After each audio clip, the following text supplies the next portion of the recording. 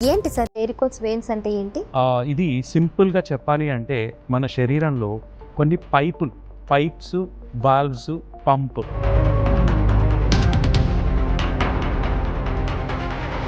సిరలు కేవలం వారికోస్ వెయిన్స్‌కి సంకేతమా? విపరీతంగా కాళ్ళు నొప్పులు పుడుతున్నాయని చెప్పడం, సాయంత్రం అయ్యేసరికి కాళ్ళు బరువుగా అనిపించడం, అలాగే పిక్కలు పట్టేసినట్టు అనిపించడం, కొంతమందికి తిమ్మిర్లు రావడం. ఏ వయసు నుంచి ఏ వయసు వరకు ఎక్కువగా వచ్చే సందర్భాలు ఉన్నాయంటారు? ఇది ఎక్కువగా వయసు పెరిగే కొద్దీ ఫుడ్ హ్యాబిట్స్ వల్ల ఒబెసిటీ, బరువు అనేది ఎక్కువ అవుతూ ఉంటారు. వాళ్ళల్లో కూడా వెరికోస్ వెయిన్స్ అనేది ఎక్కువగా కనిపిస్తుంటాయి.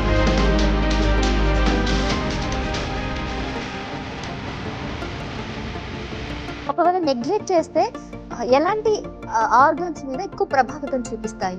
అల్టిమేట్గా రక్తం అనేది గడ్డకట్టి ఆ సర్క్యులేషన్లో అడ్డుపడిందంటే మనకు ఊపిరితిత్తుల మీద, గుండె మీద ప్రభావం చూపిస్తుంది. నమస్తే, వెల్కమ్ టు ఆర్టీవీ హెల్త్. నేను సహస్ర. ప్రస్తుతం మనతో పాటు ఉన్నారు doctor Avinash, consultant general surgeon, అలాగే varicose veins specialist, Avis hospital, Hyderabad. So వెరికోస్కి సంబంధించిన చాలా విషయాలు ఈరోజు ట్రెండింగ్లో ఉన్నాయి. దీని మీద కొన్ని ఇష్యూస్ కూడా నడుస్తున్నాయి. అలాగే అసలు వెరికోస్ ఏంటి అండ్ దీనికి సంబంధించిన ట్రీట్మెంట్ ఎలా ఉంటుంది, పూర్తి వివరాలు ఈరోజు ఈ వీడియోలో తెలుసుకుందాం. మరి డాక్టర్ గారితో మాట్లాడదాం. నమస్తే డాక్టర్. నమస్కారం అమ్మ. ముందుగా ఆర్టీవీ ప్రేక్షకులకు నమస్కారం. సార్, ఫస్ట్ నేను జనరల్గా అడిగే క్వశ్చన్ ఏంటంటే, మీరు డాక్టర్ అవ్వాలని ముందు నుంచే అనుకున్నారా? ఇంట్లో ఎవరైనా ఎంకరేజ్ చేశారా? ఎవరు ప్రభావితం చేశారు? ఇంతకీ మీ ఫ్యామిలీలో ఎవరైనా డాక్టర్స్ ఉన్నారా?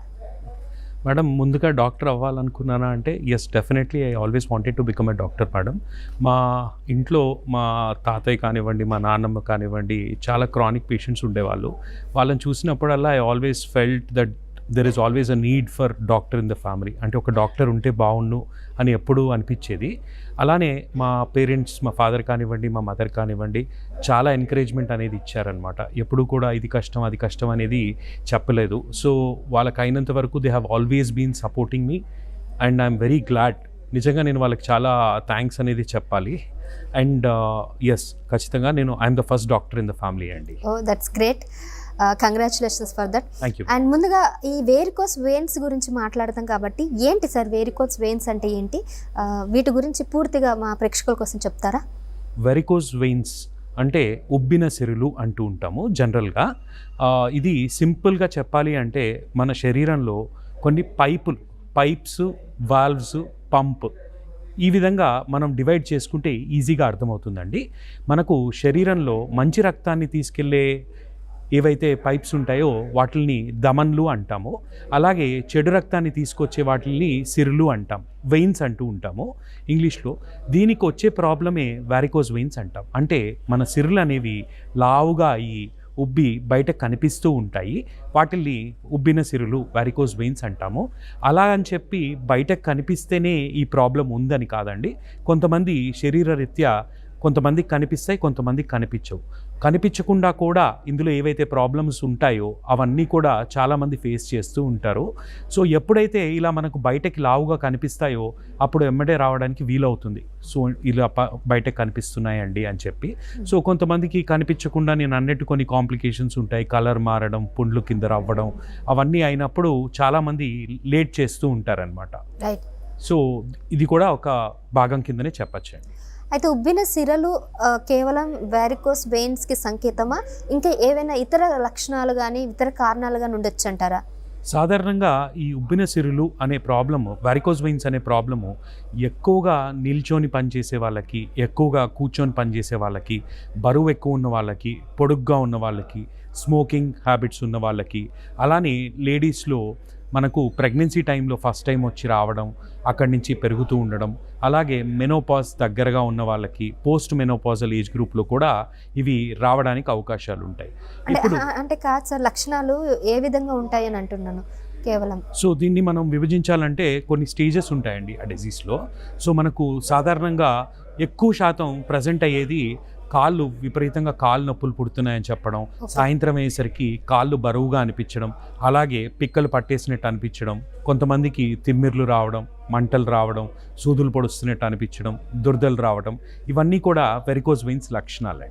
ఓకే, ఇందాక మీరు చెప్పారు కొంతమంది పోస్ట్ ప్రెగ్నెన్సీ వాళ్ళకి లేదా నిలబడే వాళ్ళకి అని అంటారు కదా, ఎక్కువ మీ దగ్గరకు వచ్చే పేషెంట్స్లో ఏ జాబ్ చేసే వాళ్ళకి ఈ వెరికోస్ వెయిన్స్ వచ్చేవి? సో ఖచ్చితంగా ఒక పర్టికులర్ జాబ్ అని చెప్పడం కంటే, లైక్ ఇందాక నేను చెప్పినట్టు ఎక్కువసేపు నిల్చొని ఎక్కువసేపు కూర్చొని చేస్తుంటారు. ఫర్ ఎగ్జాంపుల్ టీచింగ్ ప్రొఫెషన్లో ఉన్న వాళ్ళు, పోలీస్ మెన్, అలాగే ఎక్కువ డ్రైవింగ్ చేస్తున్న వాళ్ళు, అలానే ఎక్కువ మంది ఫార్మర్స్, వీళ్ళంతా కూడా మేము చాలామంది వెరికోస్ వెయిన్స్ చూస్తూ ఉంటామండి ఈ పేషెంట్స్.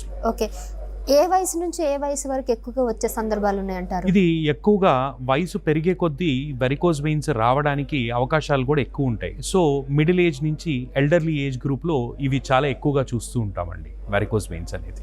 దాదాపు 30 నుంచి 60 ఏజ్ గ్రూప్, ఇంకా అలానే 60 to 70 కూడా ఎక్కువ అవుతూ ఉంటాయి అన్నమాట. ఈ మధ్యకాలంలో చాలా డిసీజ్ అన్నీ కూడా మన లైఫ్ స్టైల్ మారుతున్నాయి కాబట్టి కొత్త డిసీజ్ అన్నీ వస్తున్నాయి.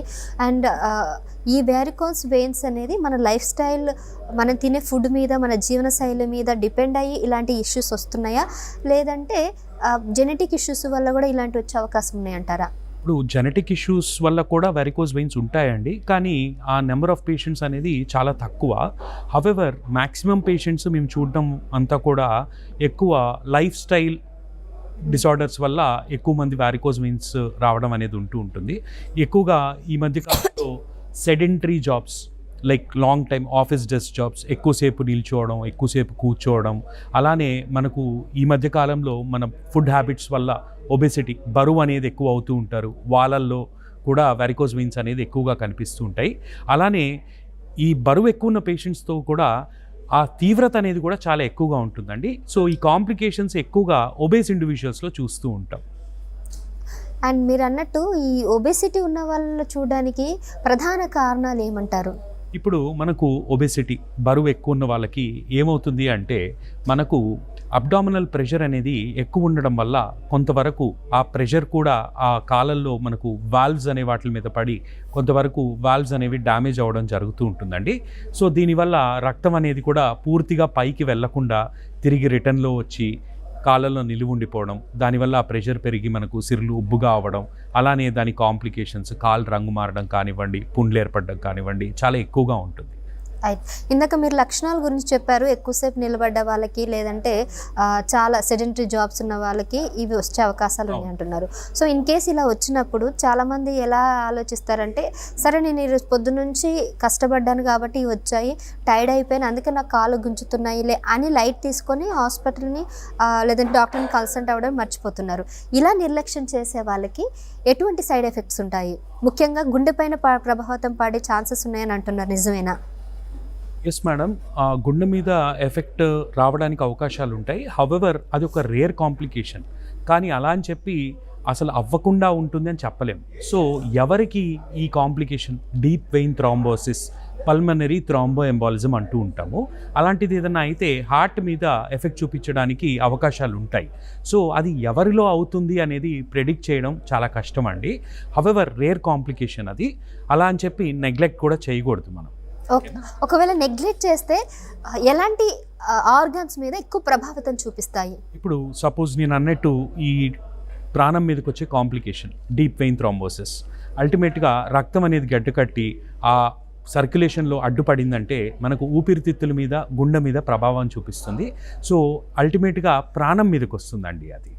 ఓకే, సో మగవారిలలో ఎక్కువగా ఈ వ్యవసాయం చేసేవాళ్ళు లేదంటే నిలబడి కార్పెంటింగ్, మెకానిక్ వీళ్ళందరికీ కూడా వస్తాయి కాబట్టి వాళ్ళు అలవాటు చేసుకుంటారు. కానీ ఈ మధ్యన కొంతమంది లేడీస్కి కూడా వస్తున్నాయని విన్నాను.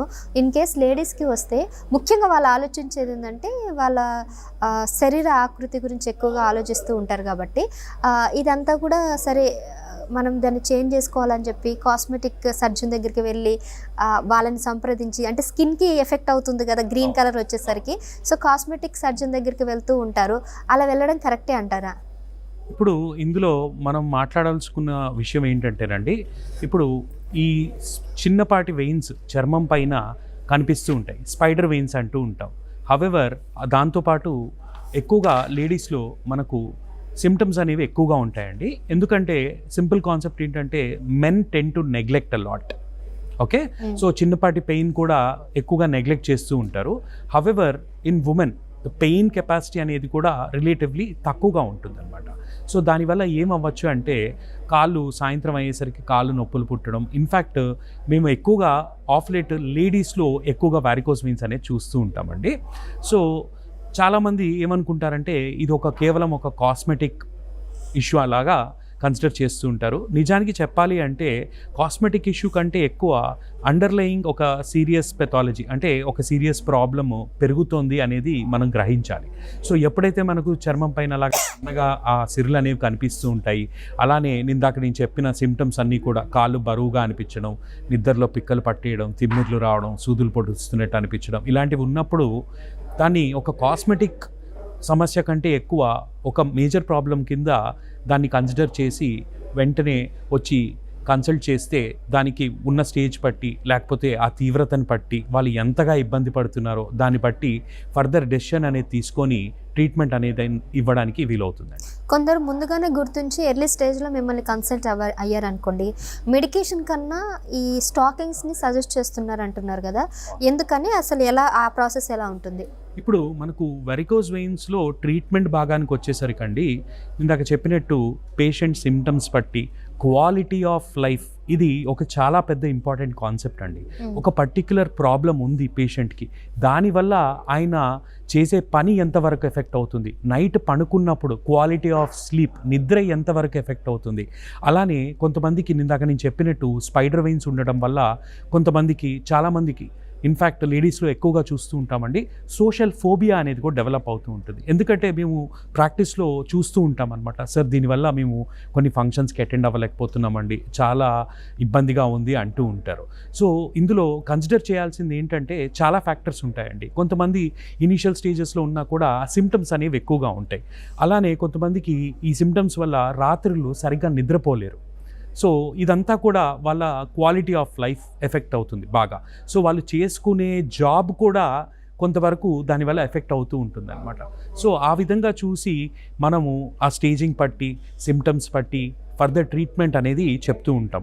సో స్టార్టింగ్ స్టేజ్లో ఉన్న వాళ్ళకి దానికి ఏం చెప్తామంటే కొద్దిపాటి మందులు అనేవి కొంతవరకు హెల్ప్ చేస్తాయండి. ఏ విధంగా పీనో యాక్టివ్ ఏజెంట్స్ అంటూ ఉంటాము, కామన్గా డాఫ్లాన్ అనే మెడికేషన్ పెడుతూ ఉంటాము. సో దీనివల్ల కొంతవరకు కాలు వాపులు, అలానే కొంత కాళ్ళు నొప్పులున్నా కానీ వాటి మీద కొంతవరకు బ్లడ్ ఫ్లో అనేది ఇంప్రూవ్ చేసి కొంతవరకు రిలీఫ్ని అనేది ఇస్తూ ఉంటుందండి. హవెవర్ గుర్తించాల్సింది ఏంటి అంటే మందులతో పూర్తిగా తగ్గే ప్రాబ్లం ఖచ్చితంగా కాదండి. ఓకేనా. ఇప్పుడు ఇంకా బెటర్ లైన్ ఆఫ్ మేనేజ్మెంట్ ఏదైనా ఉంది అంటే స్టాకింగ్స్, అర్థం కావడానికి సాక్స్లు అని చెప్తూ ఉంటాం. సాక్స్లు వేసుకోవడం వల్ల ఖచ్చితంగా సిమ్టమాటిక్ రిలీఫ్ అనేది ఉంటుంది, వచ్చిన వారికోస్ వెయిన్స్ పెరగకుండా ఉంటాయి. హవెవర్ అది వాడాల్సిన రీతిలో వాడాలండి. ఇప్పుడు మనకు స్టాకింగ్స్ వాడాల్సిన కాన్సెప్ట్ ఏంటంటే ఆ స్టాకింగ్స్ ఇచ్చే ప్రెషర్ వల్ల కొంతవరకు బ్లడ్ ఫ్లో అనేది ఈజీగా పైకి వెళ్తుంది. హవెవర్ నైట్ పడుకున్నప్పుడు మనకు ఫ్లాట్ పొజిషన్లో పడుకుంటాం కాబట్టి బ్లడ్ ఫ్లో అనేది ఈజీగా వెళ్తుంది. So most of the time మనం డే అంతా కూడా మార్నింగ్ 8 o'clock నుంచి నైట్ 8 o'clock వరకు నిల్చొని ఉండడము, కూర్చొని ఉండడము ఎక్కువగా చేస్తూ ఉంటాం. సో ఇందాక నేను అన్నట్టు sedentary job or what ever desk job కానివ్వండి, అలానే ఉండడం వల్ల ఏమవుతుందంటే కాళ్ళల్లో బ్లడ్ అనేది పూలప్ అయిపోతూ ఉంటుంది. మనకు కాళ్ళల్లో పిక్క భాగం అంటే మన కాఫ్ మజిల్ సెకండ్ హార్ట్ లాగా యాక్ట్ చేసి కొంతవరకు నడిచినా కానీ, పొజిషన్ చేంజ్ చేసినా కానీ కంట్రాక్ట్ అవ్వడం, రిలాక్స్ అవ్వడం, దానివల్ల బ్లడ్ అనేది కొంతవరకు ఈజీగా పైకి వెళ్తుంది. సో అలా చూస్తే మనకు స్టాకింగ్స్ అనేది most of the time active time in a day వేసుకొని ఉండాలి. అంటే at least 10 to 12 hours or 15 hours వరకు వేసుకొని ఉండాలి. బట్ ప్రాక్టికల్గా మన దేశంలో మనం ఉండే ఏరియాల్లో ఎంతవరకు సాధ్యం అంతసేపు వేసుకోవడం అనేది. చాలామంది ఏం చేస్తూ ఉంటారంటే ఇనీషియల్గా స్టాకింగ్స్ ట్రై చేద్దామని చెప్పి తీసుకోవడం, హవెవర్ కాంప్లయన్స్ అనేది ఉండదండి. ఎందుకంటే దాదాపు మేము ప్రాక్టీస్లో చూస్తూ ఉంటాము, ఆల్మోస్ట్ ఒక 100 మెంబర్స్లో అట్లీస్ట్ ఒక 75 to 80 మెంబర్స్ తీసుకుంటారు. తీసుకొని ఒక మ్యాక్సిమం ఒక 1 or 2 weeks వాడతారు. వాడేసిన తర్వాత సార్ మా వల్ల కావట్లేదని చెప్పి మొత్తానికి ఆ స్టాకింగ్స్ వాడడం ఆపేయడం, మందులతో కొంతవరకు సిమ్టమాటిక్ రిలీఫ్ ఉంటుంది. దీనివల్ల ఏమవుతుంది అంటే ఇనీషియల్ స్టార్టింగ్ స్టేజెస్లో ఉన్న డిజీజ్ కాస్త కాంప్లికేషన్స్లోకి వెళ్ళి they come back at a later date. So ఇందులో ఏంటి అంటే మన క్లైమాటిక్ కండిషన్స్కి ఎంతవరకు అది సూటబుల్, ఎందుకంటే అంతసేపు వేసుకోవడం వల్ల చాలామందికి ఏమని కంప్లైంట్ చేస్తారు, సార్ చెమటలు వస్తున్నాయండి, తర్వాత దురద వస్తుంది. సో దురద వచ్చేసరికి ఏమవుతుంది, గోకేస్తూ ఉంటారు. ఈవెన్ ఈ బ్లడ్ ఫ్లో కూడా సరిగ్గా ఉండదు అని విన్నాను, నిజమేనా? కొంతవరకు ఇది డెఫినెట్గా ఖచ్చితంగా బ్లడ్ ఫ్లో అనేది ఇంప్రూవ్ అవుతుంది. హవెవర్ అందులో కూడా మనకు తీవ్రత పట్టి మనకు గ్రేడ్స్ ఉంటాయండి స్టాకింగ్స్లో, గ్రేడ్ 1, గ్రేడ్ 2, గ్రేడ్ 3. ఎన్ని రకాలు ఉంటాయండి స్టాకింగ్స్? కంప్రెషన్ స్టాకింగ్స్ అనేవి గ్రేడ్ వైజ్ ఉంటుంది, గ్రేడ్ 1, గ్రేడ్ 2, గ్రేడ్ 3 అని. అలాగే ఆ మెటీరియల్ పట్టి కూడా రకరకాలు ఉంటాయి, నైలాన్ అని చెప్పి, ఎలాస్టిక్ అని చెప్పి, కాటన్ మిక్స్డ్ అని చెప్పి ఉంటూ ఉంటాయి. సో మనకు గ్రహించాల్సింది ఏంటి అంటే పేషెంట్ వచ్చిన స్టేజ్ ఏంటి. ఇప్పుడు పుండుతో వచ్చిన పేషెంట్ స్టాకింగ్స్ ఖచ్చితంగా వాడలేడు, అవునా? ఇప్పుడు ఇంత లావుగా సిరులు మొత్తం కనిపిస్తూ ఉంటాయి, ఆల్రెడీ వాళ్ళకి స్కిన్ చేంజ్ అనేది స్టార్ట్ అయ్యి ఉంటుంది, దురదలు వస్తూ ఉంటాయి. దానిపైన స్టాకింగ్స్ వేసుకోవడం వల్ల ఏమవుతుంది అంటే వాళ్ళకి ఇంకా ఆ దురద అనేది ఎగ్రివేట్ అవ్వడం, ఒక్కొక్కసారి గోకేస్తూ ఉంటారు. గోకేసినప్పుడు ఒక్కొక్కసారి చాలామంది పేషెంట్స్ నోటీస్ చేస్తూ ఉంటాం, బాత్రూమ్కి స్నానానికి వెళ్ళినప్పుడు ఇలా కాళ్ళు గోకేసుకొని బయటకు వచ్చేసరికి ఒక పూల్ ఆఫ్ బ్లడ్ ఉండడం చాలా కామన్గా నోటీస్ చేస్తూ ఉంటామండి. సో ఇనీషియల్ స్టేజెస్లో ఎస్ డెఫినెట్లీ స్టాకింగ్స్ అనేది చాలా సిమ్టమాటిక్ రిలీఫ్ ఉంటుంది, అలాగే పెరగకుండా కూడా హెల్ప్ చేస్తాయి. కానీ గ్రహించాల్సింది ఏంటంటే ఆ పేషెంట్ స్టేజ్ పట్టి అండ్ ఎస్పెషలీ ఓల్డ్ ఏజ్లో ఎల్డర్లీ పీపుల్, ఇప్పుడు 60 ఏళ్ళు దాటిన వాళ్ళకి కొంతవరకు డిజీజ్ అనేది కూడా తీవ్రత కొంచెం ఎక్కువగానే ఉంటుంది. అప్పటికి స్కిన్ అనేది బాగా పల్చబడిపోయి ఉంటుంది, థిన్నింగ్ అయిపోయి ఉంటుంది. సో ఈ స్టాకింగ్స్ వేసి తీసుకోవాలన్నా కూడా వాళ్ళకి ఒక సపోర్టివ్ హెల్ప్ అనేది చాలా అవసరం అండి, ఇంకొకరు హెల్ప్ చేయాల్సి వస్తుంది. సో ఈ వేసి తీసుకునేటప్పుడు కూడా ఈ స్వెట్టింగ్ వల్ల దురదొచ్చి గోకేయడం వల్ల లేని పుండ్లు కూడా ఏర్పడడానికి అవకాశాలు ఉంటాయి. సో ఇంకా చెప్పాలి అంటే ఈ స్టాకింగ్స్ అనేది it is more of a westernised concept. Mostly చల్ల ప్రదేశాల్లో ఉన్నప్పుడు ఏంటి అంటే ఇవి వేసుకోవడం వల్ల మనకు ఆ వారికోజ్ వెయిన్స్ అనే దానికి హెల్ప్ అవుతాయి, at the same time warmth, వేడిని అనేది కూడా ఇస్తాయి. సో అలా ఉన్నప్పుడు కొంచెం కంఫర్టబుల్గా వాడడానికి వీలవుతుందండి. రైట్. అంటే కొంతమంది ఈ స్టాకింగ్స్ వాడి ప్రయోజనం లేక సర్జరీకి కూడా వెళ్ళిన వాళ్ళు మీ కేసులో మీ హాస్పిటల్లో ఎప్పుడైనా కనిపించారా? చాలామంది పేషెంట్స్ అండి మోస్ట్ ఆఫ్ ద టైమ్ వాళ్ళు already different lines of management try చేసి వస్తూ ఉంటారు. For example medication symptomatic relief ఎక్కువగా ఉంటుంది. So and at the same time stockings try చేద్దామని చెప్పి ట్రై చేసి వాడలేక చాలామంది మా దగ్గరికి వస్తూ ఉంటారండి. సో డెఫినెట్లీ అలా వచ్చినప్పుడు దాని అర్థం ఏంటి, they are expecting a better line of treatment. And ఇంకొంతమంది వేరే హాస్పిటల్కి వెళ్ళి ట్రీట్మెంట్ తీసుకొని అక్కడ తగ్గక మీ హాస్పిటల్కి వచ్చిన సందర్భాలు ఎప్పుడైనా ఉన్నాయా?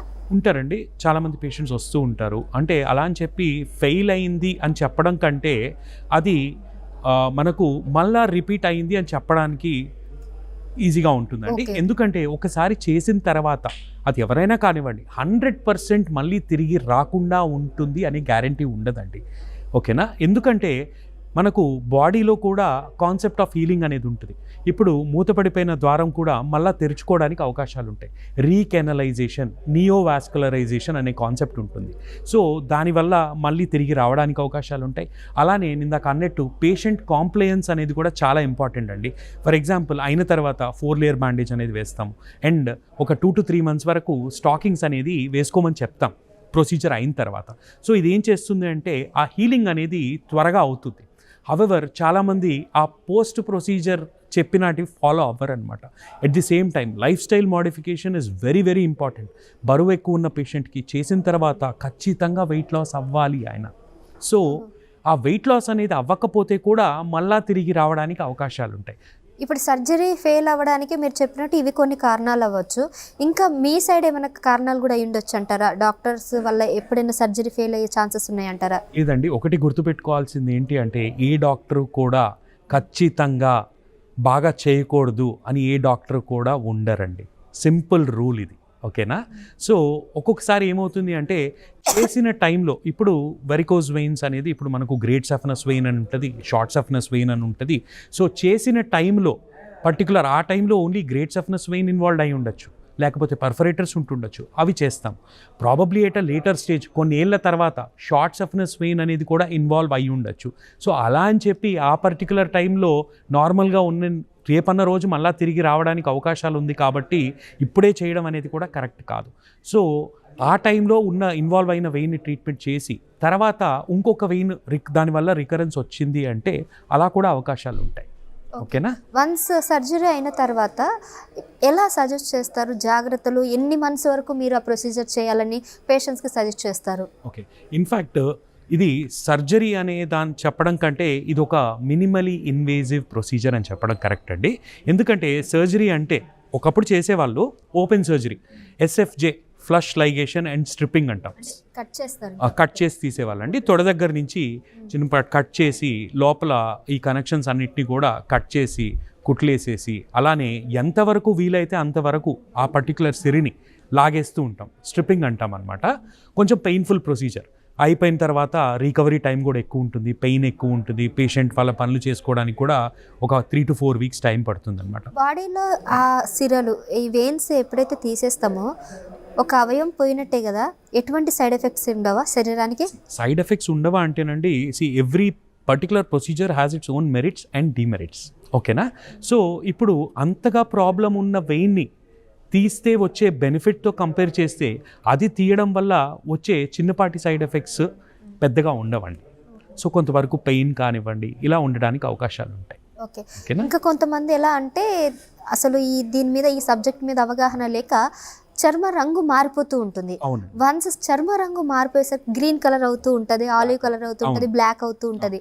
సో వీళ్ళంతా ఏమనుకుంటారంటే నా స్కిన్కి ఏదో అయిందని చెప్పేసి డెర్మటాలజిస్ట్ దగ్గరికి వెళ్ళడము, లేదంటే స్కిన్ స్పెషలిస్ట్ దగ్గరికి వెళ్ళడము, కాస్మెటిక్ సమస్య అని చెప్పేసి హాస్పిటల్కి వెళ్ళడము చూస్తూ ఉంటారు. సో వాళ్ళకి ఇప్పుడు ఆ డాక్టర్స్ తెలుసుకొని మీ దగ్గరికి కన్సల్ట్ రిఫర్ చేస్తే ఓకే, కానీ కొంతమంది వాళ్ళు వచ్చారు కదా పేషెంట్స్ కదా అనేసి వాళ్ళు కూడా ట్రీట్మెంట్ చేస్తారు. సో అలాంటి సందర్భాల్లో వీళ్ళకి ఎట్లాంటి ఎఫెక్ట్ రాబోతుంది? సో ఇప్పుడు అర్థం చేసుకోవాల్సింది ఏంటంటే ఇది ఒక వీనస్ ప్రాబ్లం అండి. సో దీనివల్ల స్టేజ్ 4 ముందుగా చెప్తాను. మనకు లైపోడెర్మటోస్క్లిరోసిస్ అంటూ ఉంటాము. కలర్ అనేది మారిపోయి చర్మం అనేది గట్టిగా అయిపోతుంది. లైపో అంటే ఫ్యాట్, డెర్మాట్ అంటే స్కిన్, స్క్లీరోసిస్ అంటే గట్టి పడడం. సో ఆ కాలు భాగం కూడా రంగు మారిపోయి నల్లగా అయిపోయి గట్టి పడిపోయి లిటరలీ చెప్పాలంటే ఒక కట్టెల పొయ్యిలో నుంచి కట్టె కాల్చి తీస్తే ఎలా నల్లగా అవుతుందో ఆ స్టేజ్లో ఉంటారనమాట. సో ప్రాబ్లం ఏంటి అంటే సిర్లు అనేవి బయటకు కనిపించకుండా అలా ఉంటే అదొక స్కిన్ ప్రాబ్లం కింద ఎక్కువ మంది మనకు స్కిన్ డాక్టర్ల దగ్గరికి వెళ్ళడం జరుగుతూ ఉంటుందండి. So probably good dermatologist will definitely tell ఇది అండర్లయింగ్ వీనస్ ప్రాబ్లం ఉంది అండి. ప్రాబబ్లీ సిమ్టమాటిక్ రిలీఫ్ కోసం కొంతవరకు మెడికేషన్ పెడుతూ ఉంటారు. సో కొన్నిసార్లు ఏమవుతుంది అంటే పేషెంట్స్కి కూడా అవగాహన లేక స్టెరాయిడ్స్ అనేవి వాడుతూ ఉంటారు. దానివల్ల ఆ చర్మం కూడా బాగా సన్నపడిపోయి ఉన్నది కాస్త ఇంకా కూడా కాంప్లికేట్ అవుతూ ఉంటుందండి. సో అలాంటిది నోటీస్ చేసినప్పుడు ఖచ్చితంగా మీ దగ్గరున్న స్పెషలిస్ట్ని కన్సల్ట్ చేస్తూ ఉండాలండి. మీరు చెప్పండి, ఇందాక కొన్ని సందర్భాల్లో రంగు మారుతుందంటారు. అసలు వెరికోస్ వెయిన్స్లో ఎన్ని రకాలు ఉంటాయి, ఏవే స్టేజెస్ ఉంటాయి, ఏ స్టేజెస్లో ఎలాంటి లక్షణాలు కనిపిస్తాయి? ఖచ్చితంగా అండి. మనం ముందుగా దీన్ని 6 stages అని చెప్పచ్చు. ఇనీషియల్ స్టేజ్లో మనకి ఏమీ కనిపించవు, అలానే కొంతవరకు సిమ్టమ్స్ ఉంటాయి. ఇందాక నేను చెప్పినట్టు కాళ్ళు బరువుగా అనిపిస్తాయి, సాయంత్రం అయ్యేసరికి పిక్కలు పట్టేయడం, అలానే కొంతవరకు తిమ్మిర్లు రావడం, సూదులు పొడుస్తున్నట్టు అనిపించడం, మంటలు రావడం. ఓకే, స్టేజ్ 1 బయటికి ఏం కనిపించవు. నెక్స్ట్ స్టేజ్కి వచ్చేసరికి ఏమవుతుంది అంటే సన్నగా వెయిన్స్ అనేవి కనిపిస్తుంటాయి, స్పైడర్ వెయిన్స్ అంటాం. ఇందాక మీరు అన్నారు కాస్మెటిక్ ఇష్యూ కింద కన్సిడర్ చేస్తూ ఉంటారు. However it is just not cosmetic అండి. నెక్స్ట్ స్టేజ్కి వచ్చేసరికి ఈ సిరులు అనేవి లావుగా బయటకి తేలుతూ కనిపిస్తాయి అన్నమాట. థర్డ్ స్టేజ్ బయటకి సెకండ్ స్టేజ్ అండి. బయటకి లావుగా బయటకి తగులుతూ ఉంటాయి, ఉబ్బి బయటకు కనిపిస్తాయి. Second stage.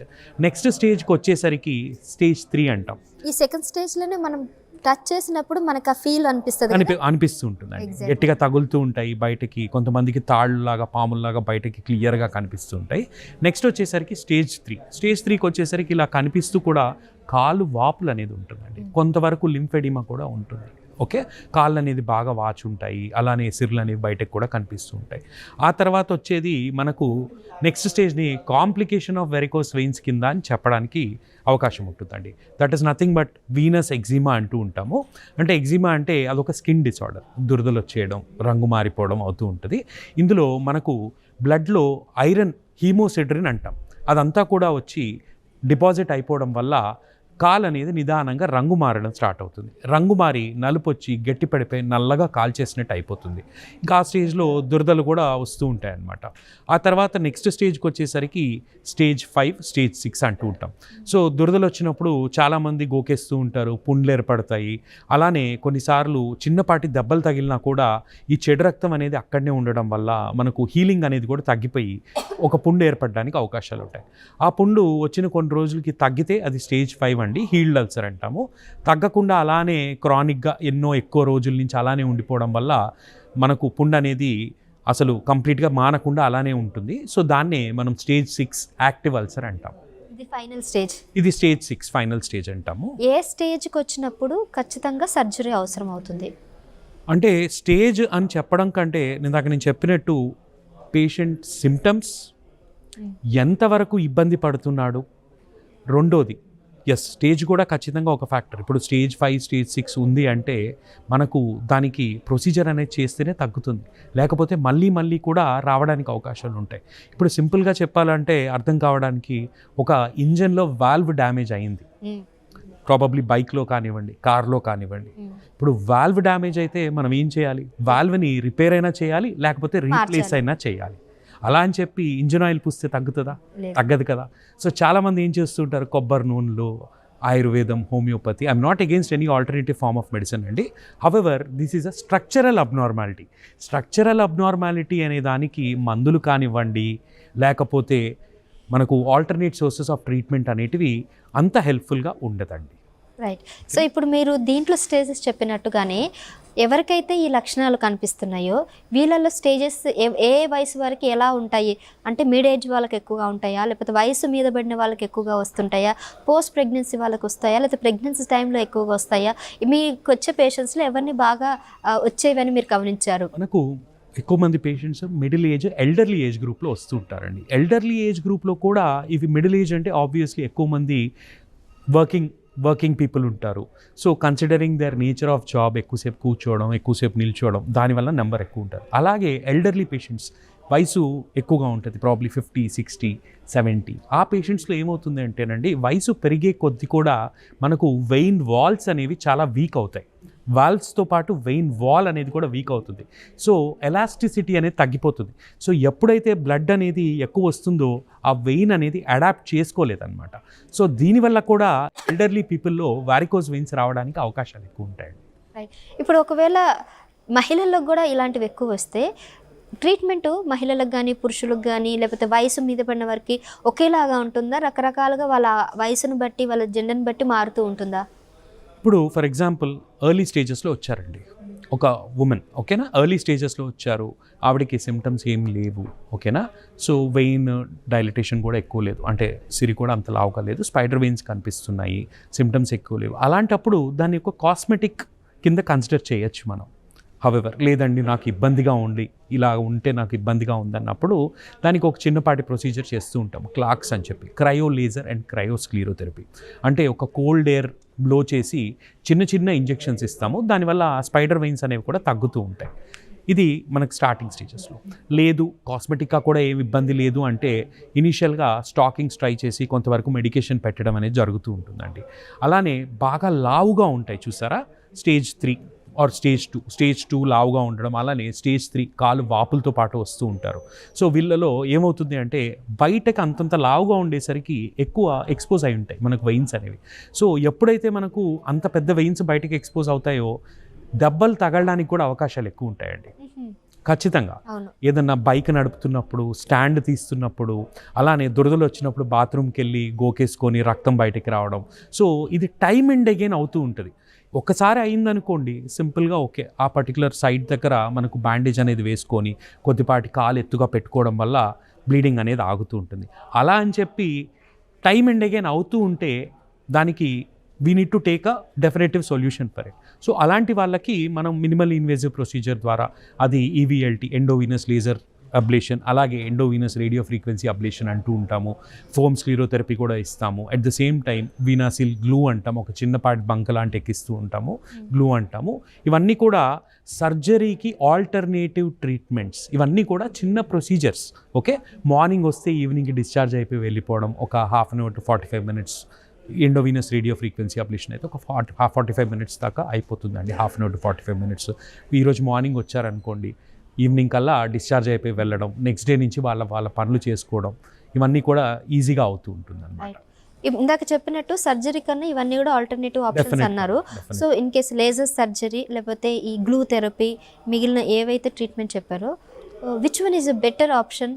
ఏది కన్సల్ట్ చేస్తే, అంటే ఏదైతే వాళ్ళకి ట్రీట్మెంట్ ఇస్తే వాళ్ళకి మంచి రిజల్ట్స్ వస్తుందని మీరు చెప్తారు? ఇప్పుడు ప్రతి ఒక్క ప్రొసీజర్కి it has its own merits and demerits అంటాం. ఓకేనా?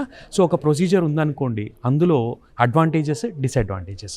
ఫర్ ఎగ్జాంపుల్, ఇప్పుడు ఎండోవీనస్ రేడియో ఫ్రీక్వెన్సీ అబ్లేషన్ అని తీసుకుంటున్నాం, త్వరగా అవుతుంది ప్రొసీజర్ అనేది. ఎట్ ది సేమ్ టైం మనకు ఎక్కడా కూడా మత్తీయడం కానీ, కుట్లేయడం కానీ ఉండదండి.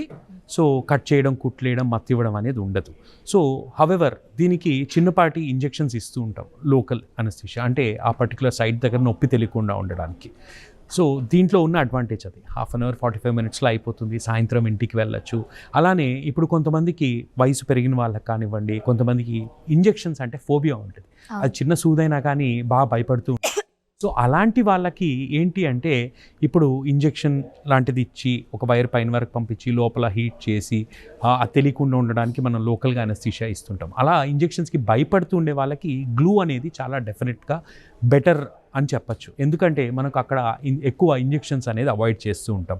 At the same time radio frequency ablation కానివ్వండి, లేజర్ అబ్లేషన్ కానివ్వండి, చేసిన తర్వాత పోస్ట్ ప్రొసీజర్ కంప్రెషన్ అనేది చాలా అవసరం అండి. కొన్ని రోజులు 4 layer బ్యాండేజ్ అనేది కడతాము. ఆ తర్వాత ఒక 2 to 3 months depending upon patient physical status బట్టి స్టాకింగ్స్ అనేది వాడమని చెప్తుంటాం. గ్లూలో అంత అవసరం పడదండి, అంత compression. So patient will be more comfortable. So ఇవన్నీ కూడా గ్లూలో ఉన్న అడ్వాంటేజెస్. ఓకే, థర్మల్ అబ్లేషన్ టెక్నిక్స్తో కంపేర్ చేస్తే గ్లూలో ఉన్న అడ్వాంటేజ్ ఇది. ఎట్ ది సేమ్ టైం ఒక చిన్నపాటి డిసడ్వాంటేజ్, గ్లూ అనేది వచ్చేసరికి ఎండ్ ఆఫ్ ది డే అదొక ఫారెన్ బాడీ. ఓకేనా? సో మన శరీరంలో ఉన్నప్పుడు రియాక్షన్, ఎలర్జీ రావడానికి అవకాశాలు ఉంటాయి. అది ఇమీడియట్గా రావచ్చు, లేకపోతే కొన్ని రోజుల తర్వాత రావచ్చు, కొన్ని నెలల తర్వాత కూడా రావచ్చు. రిజల్ట్ వైజ్ చూస్తే both of them have got excellent results. But patient comfort wise చూస్తే patient is more comfortable with respect to glue madam. And మీ దగ్గర డే కేర్ సర్జరీ అనే పదం బాగా వింటున్నాము. సో దాన్ని మీరు ఇంప్లిమెంట్ చేయడానికి ఏం చేస్తూ ఉంటారు మేడం? డే కేర్ సర్జరీ అంటే సింపుల్గా మార్నింగ్ రావడం, ఈవినింగ్ కల్లా వెళ్ళడం. అది ఎలాగ ఇంప్లిమెంట్ చేస్తున్నామంటే, మా దగ్గర చాలామంది పేషెంట్స్ దూరం నుంచి వస్తూ ఉంటారు. ప్రాబబ్లీ ఒక 3-4 hours జర్నీ చేసి రావడం. సో వాళ్ళకి రాగానే ఎగ్జామినేషన్ అనేది చేసి, ఫిజికల్ ఎగ్జామినేషన్ అనేది చేసి, వెంటనే ఒక స్క్రీనింగ్ డాప్లర్ అనేది చేసి, మనకు సిరలు అనేవి ఎంత ఉన్నాయి, పర్ఫరేటర్స్ ఉన్నాయా లేవా, ఇన్కాంపిటెన్సీ ఉందా లేదా, ఇట్లా మనం డాప్లర్ అనేది చేసి చూసిన తర్వాత మనం ట్రీట్మెంట్ ఏంటి అనేది ప్లాన్ చేస్తూ ఉంటాం. ఆ ట్రీట్మెంట్ కూడా ఒక మ్యాక్సిమం ఒక 1 hour 2 hours అయిపోతూ ఉంటుంది. ఆ తర్వాత వాళ్ళు ఈవినింగ్ కూడా ఇంటికి వెళ్ళి they will give back to work from the next day అన్నమాట. రైట్. సో ఫైనల్గా సార్, మీ దగ్గర ట్రీట్మెంట్ చేయించుకున్న వాళ్ళకి, లేకపోతే ఎవరికైనా ఇలాంటి ఇష్యూస్ ఉన్న వాళ్ళకి ఎలాంటి సజెస్ట్ చేస్తారు మా ఛానల్ ద్వారా? ఖచ్చితంగా అండి, నేను ఇందాక చెప్పిన లక్షణాలు కానివ్వండి, సిమ్టమ్స్ కానివ్వండి, ఇలా కాళ్ళు రంగు మారడం కానివ్వండి, మీరు వెంటనే మీ దగ్గర ఉన్న ఒక వారికోస్ స్పెషలిస్ట్ని కన్సల్ట్ చేయాలండి. ఒకవేళ ట్రీట్మెంట్ జరిగిన తర్వాత ఎట్లా వాళ్ళకి జాగ్రత్తలు చెప్పారు? ఇప్పుడు ట్రీట్మెంట్ జరిగిన తర్వాత అంటే kindly follow your doctors advice. బరువు ఎక్కువ ఉన్నారు, ఖచ్చితంగా బరువు తగ్గాలి. At the same time compliance అనేది, అంటే చెప్పింది ఫాలో అవ్వడం అనేది చేయాలండి. సాక్స్లు కానివ్వండి, అది let it be for 1 month or 2 months ఖచ్చితంగా వాడాలి అండి. ఎట్ ది సేమ్ టైం మనకు లైఫ్ స్టైల్ మోడిఫికేషన్స్ కూడా చాలా అవసరం అండి. స్మోకింగ్ లాంటి హ్యాబిట్స్ ఉన్నా కానీ అది కట్ డౌన్ చేయడం, ఇవన్నీ కూడా చాలా ఇంపార్టెంట్. రైట్ డాక్టర్, చాలా ఇంపార్టెంట్ థింగ్స్ అన్నీ కూడా మాతో షేర్ చేసుకున్నారు. తెలియని విషయాలన్నీ కూడా మాతో అన్నీ కూడా క్లారిఫై చేశారు. Thank you so much. And చూసారు కదండి, డాక్టర్ అవినాష్ గారు చెప్పినటువంటి డీటెయిల్స్ అన్నీ కూడా వారికోస్ వీన్స్కి సంబంధించిన అంత ఇన్ఫర్మేషన్ అంతా కూడా చాలా క్లుప్తంగా వివరించారు. సో దీనికి సంబంధించిన ఇంకా ఎటువంటి సందేహాలు ఉన్నా కూడా మీరు తప్పకుండా మమ్మల్ని కన్సల్ట్ అవ్వండి. కింద కామెంట్స్ పెట్టండి, కింద మీ డౌట్స్ అన్ని కూడా అడగండి. ఈ డౌట్స్ అన్ని కూడా క్లారిఫై చేయడానికి మరోసారి డాక్టర్ అవినాష్ గారితో మరో వీడియోలో మళ్ళీ కలుద్దాం. Keep watching RTV health. నమస్కారం. Local to global news at your finger tips. మీ చేతిలో ఒక ఆయుధం. Download raw TV app. Media legend Ravi Prakash is back.